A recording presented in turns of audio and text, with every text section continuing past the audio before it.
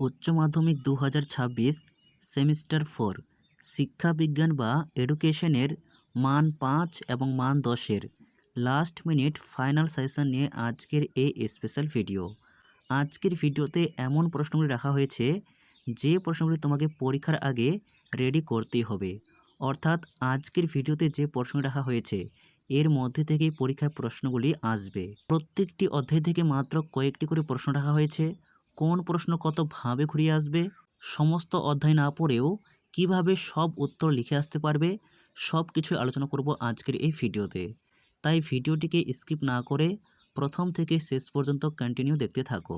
এই চ্যানেলে তোমরা education, political science, history and philosophy এই 4টি সাবজেক্টের সম্পূর্ণ নির্ভরযোগ্য সাজেশন পেয়ে যাবে। অর্থাৎ আমার সেন্টারে যে 4টি বিষয় পড়ানো হয় সেই 4টি বিষয়ের প্রতি বছর সাজেশনমূলক ভিডিও আপলোড করা হয় এবং সেখান থেকে 100% কমন আসে। অতীত অভিজ্ঞতা থেকে বলছি, আজকের ভিডিওতে থাকা প্রশ্নগুলি খুব ভালো করে রেডি করো, আশা করি তুমি উপকৃত হবেই হবে। ইতিমধ্যে কয়েক মাস আগে এডুকেশনের আরেকটি সাজেশনমূলক ভিডিও আপলোড করা হয়েছিল।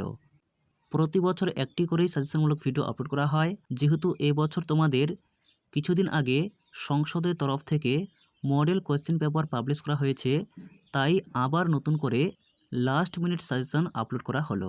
ভিডিওটি ভালো লেগে থাকলে অবশ্যই একটি লাইক করো। এরকম আরও নতুন নতুন ভিডিওর আপডেট সবার আগে পেতে চ্যানেলটিকে সাবস্ক্রাইব করে রাখতে একেবারেই ভুলো না। আর তোমার মতো সহযোগিতা যাতে তোমার বন্ধুরাও পেতে পারে তাই ভিডিওটি শেয়ার করো। তাহলে শুরু করা যাক আজকের ভিডিওর মূল আলোচ্য বিষয়। মান 5 সেকশন বি অর্থাৎ বিভাগ খ, যেখানে তোমাদের মান 5-এর প্রশ্ন থাকবে। পরীক্ষায় 4টি প্রশ্ন থাকবে, লিখতে হবে 2টি, 10 নম্বর। সেকশন বি এ তোমাদের 5 নম্বর দাগ থেকে একটি প্রশ্ন লিখতে হবে এবং 6 নম্বর দাগ থেকে আর একটি প্রশ্ন লিখতে হবে। মোট 2টি প্রশ্ন লিখতে হবে। 5 নম্বর দাগের জন্য তোমরা যে প্রশ্নগুলি পড়বে সেগুলি হলো, তার আগে তোমাদের বিষয়টি বুঝিয়ে বলি। এই 5 নম্বর দাগে তোমাদের যে প্রশ্নগুলি আসবে মানসিক স্বাস্থ্য, সুস্থতা এবং WHO কর্তৃক জীবন দক্ষতা, এই 3টি অধ্যায়ের মধ্যে থেকে যে কোনো 2টি অধ্যায় থেকে 2টি প্রশ্ন আসবে, লিখতে হবে একটি। তুমি চাইলে 3টি অধ্যায় পড়তে পারো। আর যে সমস্ত শিক্ষার্থীরা বেশি প্রশ্ন পড়তে পারবে না, তোমরা যে কোনো 2টি চ্যাপ্টার পড়ো, অবশ্যই কমন পাবে। মানসিক স্বাস্থ্য, এখান থেকে পড়বে 1 মানসিক স্বাস্থ্যের সংজ্ঞা দাও, মানসিক স্বাস্থ্যের বৈশিষ্ট্যগুলি আলোচনা করো। প্রশ্নটি খুবই গুরুত্বপূর্ণ। অথবা মানসিক স্বাস্থ্যের স্বরূপ বা প্রকৃতি সম্পর্কে লেখো।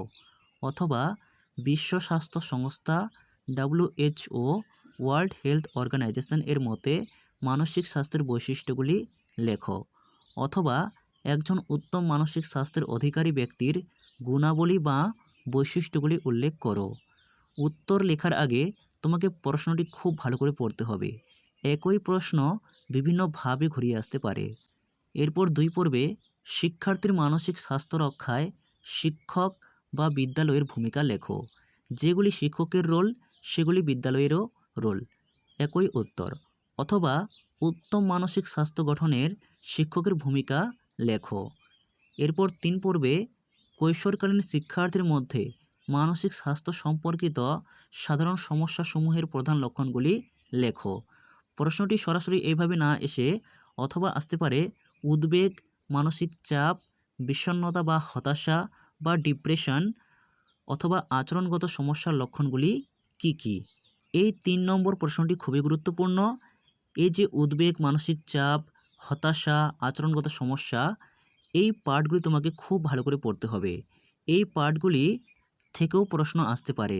উদ্বেগ কি, উদ্বেগের উপসর্গ বা লক্ষণগুলি লেখো, এইভাবেও প্রশ্ন আসতে পারে। এজন্য এই পার্টটি তোমরা খুব ভালো করে পড়বে। আর 4 নম্বর একটি প্রশ্ন দেখবে, অপসঙ্গতি কাকে বলে, অপসঙ্গতির কারণগুলি লেখো। মানসিক স্বাস্থ্য থেকে এই 3টি প্রশ্ন চূড়ান্ত গুরুত্বপূর্ণ। এরপর সুস্থতা, এখান থেকে পড়বে 1 মনস্তাত্ত্বিক কল্যাণ বলতে কী বোঝো। কল্যাণ বলতে সুস্থতা। মনস্তাত্ত্বিক কল্যাণের বৈশিষ্ট্য লেখো। অথবা মনস্তাত্ত্বিক কল্যাণ বলতে কী বোঝো, শিক্ষাক্ষেত্রে এর গুরুত্ব লেখো। তোমরা এখান থেকে মনস্তাত্ত্বিক সুস্থতার সংজ্ঞাটি খুব ভালো করে পড়বে এবং এর শিক্ষাগত গুরুত্বটি খুব ভালো করে পড়বে, কারণ শিক্ষাগত গুরুত্বগুলো বৈশিষ্ট্য হিসেবে লেখা যায়। এরপর 2 পর্বে সুস্থতার জন্য ধ্যানের ভূমিকা আলোচনা করো, অথবা ধ্যান কি, ধ্যানের বৈশিষ্ট্য ও গুরুত্বগুলি লেখো। এরপর 3 পর্বে সুস্থতা বলতে কি বোঝো, সুস্থতা প্রধানত কয় ধরনের, অথবা সুস্থতা কি, সুস্থতা সম্পর্কে তোমার ধারণা দাও। এরপর 4 মানসিক সুস্থতা বজায় রাখার জন্য কি কি কৌশল অবলম্বন করা যায় সেগুলি সংক্ষেপে আলোচনা করো, অথবা সুস্থতার জন্য ব্যক্তির কোন কোন উপায়গুলি অবলম্বন করা উচিত সংক্ষেপে লেখো, অথবা মনস্তাত্ত্বিক সুস্থতার উন্নয়নের জন্য কয়েকটি কৌশল লেখো। সুস্থতা অধ্যায় থেকে এই 4টি প্রশ্ন খুব ভালো করে পড়বে। তুমি যদি মনে করো আমি মানসিক স্বাস্থ্য এবং সুস্থতা পড়ব, তাহলে এই 2টি অধ্যায় থেকে প্রশ্ন পড়লেই হয়ে যাবে। অর্থাৎ মোট তোমাকে এখান থেকে 8টি প্রশ্ন পড়তে হবে। আর তুমি যদি মনে করো আমি মানসিক স্বাস্থ্য এবং জীবন দক্ষতা এই অধ্যায়টি পড়তে পারো। অর্থাৎ যে কোনো 2টি অধ্যায় পড়লেই তুমি প্রশ্ন লিখে আসতে পারবে। এখান থেকে পড়বে 1 লাইফ স্কিলস বা জীবন কুশলতা বলতে কী বোঝো। লাইফ স্কিলস মানে জীবন কৌশলতা, এটিকে আবার জীবন দক্ষতা বলা হয়। এ সম্বন্ধে WHO কি বলেছে, সমানুভূতি বলতে কি বোঝো। প্রশ্নটি খুব ভালো করে বুঝবে। লাইফ স্কিলস বা জীবন দক্ষতা বা জীবন কৌশল এর সংজ্ঞা লিখতে হবে। তারপর হু দ্বারা নির্ধারিত যে 10টি জীবন দক্ষতা রয়েছে সেগুলি এখানে লিখতে বলা হয়েছে। তোমাকে প্রশ্ন অন্যভাবে দিতে পারে যাতে তুমি প্রশ্ন দেখে বুঝতে না পারো। এর সঙ্গে রয়েছে সমানুভূতি বলতে কী বোঝো।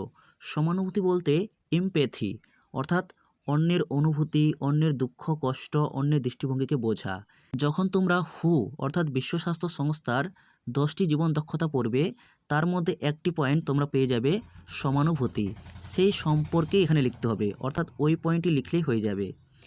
অথবা প্রশ্নটি আসতে পারে বিশ্ব স্বাস্থ্য সংস্থা বা WHO ওয়ার্ল্ড হেলথ অর্গানাইজেশন দ্বারা নির্ধারিত 10টি মূল জীবন দক্ষতা সম্পর্কে সংক্ষেপে আলোচনা করো। এই অধ্যায় থেকে একটি মাত্র প্রশ্ন ভীষণ গুরুত্বপূর্ণ। প্রশ্নটি সরাসরি এইভাবে না এসে তার ভিতরের যে পয়েন্টগুলো রয়েছে সেই পয়েন্টগুলো তুলেও প্রশ্ন আসতে পারে। অর্থাৎ মূল উত্তরটি পড়া থাকলে তুমি যে কোনো প্রশ্নের উত্তর এখান থেকে লিখতে পারবে। এরপর 6 নম্বর দাগ, এখানেও তোমাদের 2টি প্রশ্ন থাকবে, লিখতে হবে একটি। শিক্ষা প্রযুক্তিবিদ্যা। এরপর রয়েছে শিক্ষা প্রযুক্তিবিদ্যার বিভিন্ন উপাদান। এরপর তথ্য ও যোগাযোগ প্রযুক্তি। এখানেও 3টি অধ্যায় রয়েছে। যে কোনো 2টি অধ্যায় থেকে একটি করে 2টি প্রশ্ন পরীক্ষা আসবে, লিখতে হবে একটি। অর্থাৎ তোমার 3টি অধ্যায় পড়ার দরকার নেই, তুমি চাইলে যে কোনো 2টি অধ্যায় পড়তে পারো এবং প্রশ্ন লিখে আসতে পারবে। আর তুমি যদি মনে করো আমি 3টি অধ্যায় পড়তে পারো। শিক্ষা প্রযুক্তিবিদ্যা এই অধ্যায় থেকে পড়বে 1 শিক্ষা প্রযুক্তিবিদ্যার যে কোনো 4টি সুবিধা সংক্ষেপে আলোচনা করো। যেগুলি সুবিধা সেগুলি ব্যবহার। প্রশ্নটি আসতে পারে অথবা শিক্ষাক্ষেত্রে প্রযুক্তির ব্যবহারগুলি লেখো। এই সমস্ত প্রশ্নের উত্তর খুবই সহজভাবে লেখা যায়। তোমরা জানো বর্তমান যুগ টেকনোলজির যুগ। এই টেকনোলজি কী কী ক্ষেত্রে শিক্ষায় ব্যবহার হচ্ছে সেগুলি তোমাকে এখানে লিখতে হবে।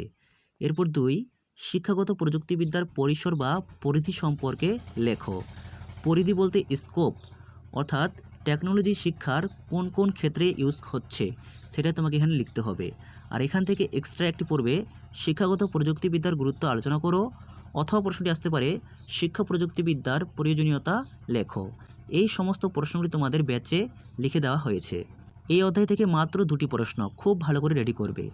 এরপর পরের অধ্যায় শিক্ষা প্রযুক্তিবিদ্যার বিভিন্ন উপাদান। এখান থেকেও 2টি প্রশ্ন রাখা হয়েছে। 1 শিক্ষায় প্রযুক্তি বিজ্ঞানের অবদান সংক্ষেপে আলোচনা করো, খুবই গুরুত্বপূর্ণ।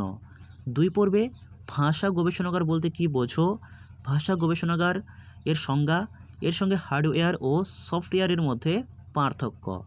হার্ডওয়্যার সফটওয়্যারের পাশাপাশি তোমরা র্যাম অ্যান্ড রোম এর মধ্যেও পার্থক্য পড়ে রাখবে।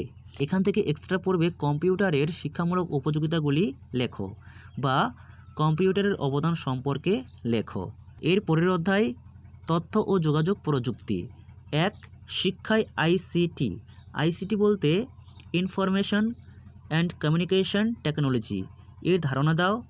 শিক্ষাক্ষেত্রে আইসিটি এর ব্যবহারগুলি আলোচনা করো। আইসিটি এর বাংলা হচ্ছে তথ্য ও যোগাযোগ প্রযুক্তি। প্রশ্নটি অন্যভাবে আসতে পারে তথ্য ও যোগাযোগ প্রযুক্তির ব্যবহারগুলি লেখো। প্রশ্নটি খুবই গুরুত্বপূর্ণ। 2 পর্বে তথ্য ও যোগাযোগ প্রযুক্তি অর্থাৎ আইসিটি শিক্ষা কিভাবে ডিজিটাল বিপ্লব এনেছে। এই ডিজিটাল বিপ্লব বিষয়টি তোমাদের সিলেবাসে নতুন অ্যাড হয়েছে। প্রশ্নটি ভীষণ গুরুত্বপূর্ণ, আসার সম্ভাবনা প্রবল। এক্সট্রা পর্বে শিক্ষায় ডিজিটাল বিপ্লবের গুরুত্ব ও বৈশিষ্ট্য আলোচনা করো। অর্থাৎ ডিজিটাল বিপ্লব কি, ডিজিটাল বিপ্লবের বৈশিষ্ট্য এবং শিক্ষার গুরুত্ব, এই বিষয়টি তোমার পড়া থাকলে তুমি 2 নম্বর প্রশ্নটি অনায়াসে লিখতে পারবে। এই ছিল তোমাদের মান 5-এর সম্পূর্ণ সাজেশন। এরপর মান 10 সেকশন সি অর্থাৎ বিভাগ গ। এই বিভাগ গয়ে তোমাদের মান 10-এর প্রশ্ন লিখতে হবে 2টি 20 নম্বর। তবে একটি প্রশ্ন লিখতে হবে 7 নম্বর দাগ থেকে, আরেকটি প্রশ্ন লিখতে হবে 8 নম্বর দাগ থেকে। 7 নম্বর দাগের জন্য তোমরা পড়বে, এখানেও 3টি অধ্যায় রয়েছে, শিখন, শিখন কৌশল এবং বুদ্ধি। তুমি চাইলে যে কোনো 2টি অধ্যায় পড়তে পারো, অর্থাৎ 2টি অধ্যায় পড়লেই তুমি প্রশ্ন লিখে আসতে পারবে। তবে এই প্রসঙ্গে আমি বলে রাখবো, তোমরা শিখন অধ্যায়টি অবশ্যই পড়বে। এরপর চাইলে শিখন কৌশল অথবা শিখন কৌশলের পরিবর্তে বুদ্ধি, এই 2টির মধ্যে যে কোনো একটি অধ্যায় পড়তে পারো। আর তুমি যদি 3টি অধ্যায় পড়তে পারো খুব ভালো। তাহলে দেখে নাও শিখন অধ্যায় থেকে মান 10-এর জন্য গুরুত্বপূর্ণ প্রশ্নগুলি। এই প্রসঙ্গে তোমাদের বলে রাখি, যে সমস্ত প্রশ্নের পাশে 5টি করে তোমরা স্টার চিহ্ন দেখতে পাবে, সেই প্রশ্নগুলি ভীষণ গুরুত্বপূর্ণ, পরীক্ষায় আসার চান্স প্রবল। শিখন থেকে 1 পরিণমন কাকে বলে, শিক্ষাক্ষেত্রে পরিণমনের ভূমিকা আলোচনা করো। অথবা প্রশ্নটি একটু আলাদাভাবে আসতে পারে, পরিণমন কাকে বলে অর্থাৎ পরিণমনের সংজ্ঞা, তার সঙ্গে শিখন ও পরিণমনের মধ্যে পার্থক্য। শিখন ও পরিণমন এই যে বিষয়টি, এদের মধ্যে 3 থেকে 4টি পার্থক্য তোমরা দেখে রাখবে। এর সঙ্গে শিক্ষাক্ষেত্রে পরিণমনের ভূমিকা আলোচনা করো। প্রশ্নটি এইভাবেও আসতে পারে। 2 প্রেষণা কাকে বলে, প্রেষণা চক্রের বর্ণনা দাও, এর সঙ্গে প্রেষণার শিক্ষাগত গুরুত্ব কী। 3 পর্বে মনোযোগ বলতে কী বোঝো, শিক্ষাক্ষেত্রে মনোযোগের ভূমিকার মূল্যায়ন করো। অথবা প্রশ্নটি আসতে পারে, মনোযোগের নির্ধারকগুলি আলোচনা করো, এর সঙ্গে শিক্ষাক্ষেত্রে মনোযোগের ভূমিকা মূল্যায়ন করো। মনোযোগের নির্ধারক বলতে মনোযোগের নির্ধারককে 2 ভাগে ভাগ করা হয়, ব্যক্তিগত বা অভ্যন্তরীণ নির্ধারক এবং বাহ্যিক বা বস্তুগত নির্ধারক। তোমরা মাত্র 4টি করে 8টি নির্ধারক পড়ে রাখবে, খুবই সহজ। এরপর 4 পর্বে আগ্রহের সংজ্ঞা দাও, শিক্ষাক্ষেত্রে আগ্রহের গুরুত্ব সম্পর্কে আলোচনা করো। 5 স্মৃতি কী, স্মৃতির স্তরগুলি বর্ণনা করো, শিক্ষাক্ষেত্রে স্মৃতির কী ভূমিকা আলোচনা করো। বা প্রশ্নটি একটু অন্যভাবে আসতে পারে, স্মৃতি বলতে কী বোঝো, স্মৃতির স্তরগুলি কী কী, এর সঙ্গে উত্তম স্মৃতি গঠনে বিদ্যালয় বা শিক্ষকের ভূমিকা লেখো। একই উত্তর হবে। শিখন অধ্যায় থেকে এই 5টি প্রশ্ন, তার মধ্যে প্রথম 4টি প্রশ্ন অত্যধিক গুরুত্বপূর্ণ, খুব ভালো করে রেডি করবে। এর পরের অধ্যায় শিখন কৌশল, এখান থেকে পড়বে 1 শিখনের কৌশল হিসেবে স্কিনার বক্স কী, সংক্ষেপে স্কিনার বক্সের পরীক্ষাটি বর্ণনা করো, খুবই গুরুত্বপূর্ণ প্রশ্ন। 2 পর্বে প্রাচীন অনুবর্তন তত্ত্বটি পরীক্ষা সহ বর্ণনা করো, অর্থবোধক শিখন তত্ত্বের 2টি শিক্ষাগত তাৎপর্য লেখো। অথবা প্রশ্নটি আসতে পারে, প্রাচীন অনুবর্তন বলতে কী বোঝো, শিক্ষাক্ষেত্রে প্রাচীন অনুবর্তনের গুরুত্ব লেখো। অথবা প্রাচীন অনুবর্তন তত্ত্বটি পরীক্ষা সহ বর্ণনা করো। প্রাচীন অনুবর্তনের পরীক্ষা বলতে প্যাভলভের কুকুরের পরীক্ষা, মনে রাখবে। শিক্ষাক্ষেত্রে প্রাচীন অনুবর্তনের গুরুত্ব লেখো। অর্থাৎ স্কিনারের অপারেন্ট বা সক্রিয় অনুবর্তন, তার সঙ্গে স্কিনার বক্স, এরপর প্রাচীন অনুবর্তন, এর সঙ্গে পরীক্ষা, এই 2টি বিষয় খুব ভালো করে পড়বে। এরপর 3 থর্নডাইকের শিখনের মূল সূত্রগুলি লেখো। তোমরা জানো থর্নডাইকের মধ্যে শিখনের মূল সূত্র 3টি, অনুশীলনের সূত্র, ফললাভের সূত্র এবং প্রস্তুতির সূত্র।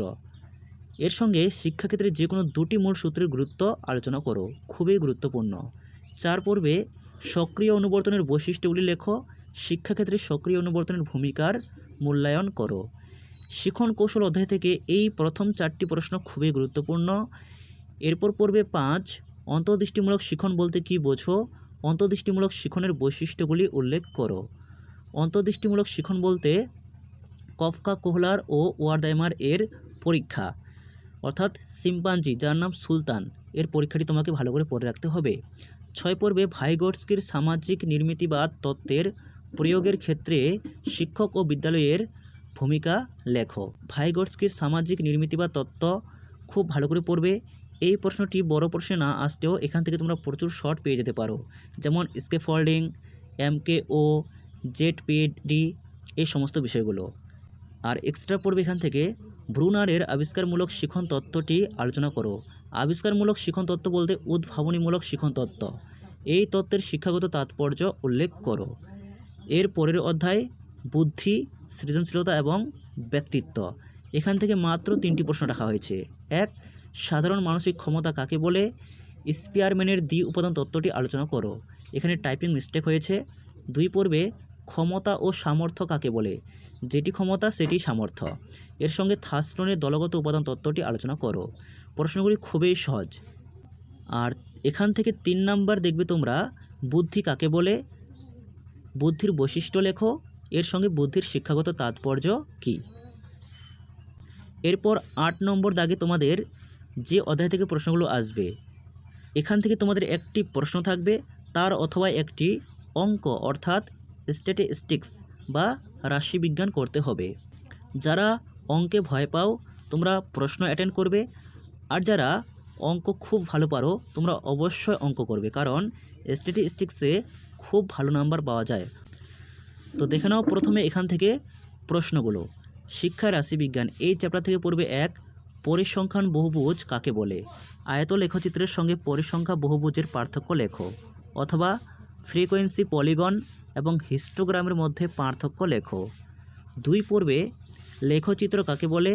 পরিসংখ্যা বহুভুজ অঙ্কন পদ্ধতি সংক্ষেপে লেখো, এর সঙ্গে পরিসংখ্যা বহুভুজের সুবিধা ও অসুবিধা লেখো। 3. ওজাইব কাকে বলে? ওজাইবের প্রকারভেদ লেখো, ওজাইবের সুবিধা ও অসুবিধা আলোচনা করো। এর পরের অধ্যায় কেন্দ্রীয় প্রবণতার পরিমাপ এবং সমকচ্যুতি।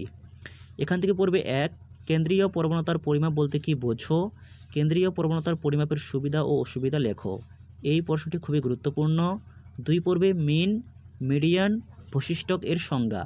মিন বলতে গড়, মিডিয়ান বলতে মধ্যমান বা মধ্যম, আর বৈশিষ্ট্যক বলতে সংখ্যাগুরু বা মোড। এর সংজ্ঞাগুলো পড়বে, এর সঙ্গে 3টিরই সুবিধা অসুবিধা দেখে রাখবে। এরপর 3. সমকচ্যুতি বা আদর্শ বিচ্যুতি, যাকে স্ট্যান্ডার্ড ডিভিয়েশন বলা হয় বা SD কি, এর সংজ্ঞাটি পড়বে, এর সঙ্গে এর গুরুত্ব এবং এর গণনার পদ্ধতি পড়বে। এর পরের অধ্যায় সহগতি, কোরিলেশন। এখান থেকে পড়বে 1. প্রোডাক্ট মোমেন্ট ও র্যাঙ্ক ডিফারেন্স পদ্ধতির মধ্যে পার্থক্য আলোচনা করো। 2. সম্পর্ক, কোরিলেশন কি, এর অর্থ ও প্রয়োজনীয়তা আলোচনা করো, এর সঙ্গে সহ সম্পর্কের প্রকারভেদ ব্যাখ্যা করো। এই বিষয়গুলি তোমাকে পড়তে হবে যে সমস্ত শিক্ষার্থীরা তোমরা নোটস পড়তে চাও। এবার যারা তোমরা স্ট্যাটিস্টিক্স করবে তারা যে বিষয়গুলো প্র্যাকটিস করবে সেগুলি হলো, প্রথমে দেখো ungroup data to group data. এই বিষয়টি তোমাকে খুব ভালো করে শিখতে হবে। আনগ্রুপ ডেটা বলতে অবিন্যস্ত স্কোর, যেখানে স্কোরগুলো ছড়িয়ে ছিটিয়ে থাকবে। এটাকে কিভাবে গ্রুপ ডেটাতে কনভার্ট করতে হয় সেটা তোমাকে শিখতে হবে। এরপর মিন এবং মিডিয়ান খুব ভালো করে প্র্যাকটিস করবে। মিন বলতে গড় এবং মিডিয়ান বলতে মধ্যমান। এই দুটি নির্ণয় করতে পারলেই তুমি মোড অনায়াসে করতে পারবে। এখানে লিখে দেওয়া হয়েছে মোডের সূত্রটি 3 into median minus 2 into mean, অর্থাৎ মিনের উত্তরের সঙ্গে 2 ইন্টু করতে হবে এবং মিডিয়ানের উত্তরের সঙ্গে 3 মিডিয়ান করতে হবে, তারপর মাইনাস করে তুমি মোডের উত্তর পেয়ে যাবে। তারপর SD অর্থাৎ স্ট্যান্ডার্ড ডিভিয়েশন, এই বিষয়টি খুব ভালো করে প্র্যাকটিস করবে। আর 4 নম্বর র্যাঙ্ক ডিফারেন্স মেথড অর্থাৎ স্পিয়ারম্যানের র্যাঙ্ক ডিফারেন্স খুব ভালো করে প্র্যাকটিস করবে। এই ছিল তোমাদের এডুকেশন অর্থাৎ শিক্ষাবিজ্ঞানের সম্পূর্ণ সাজেশান। তোমাদের যদি মান 2-এর সাজেশনমূলক ভিডিও প্রয়োজন হয় তাহলে আজকের ভিডিওর কমেন্টে লিখে জানাও, অবশ্যই পোস্ট করা হবে।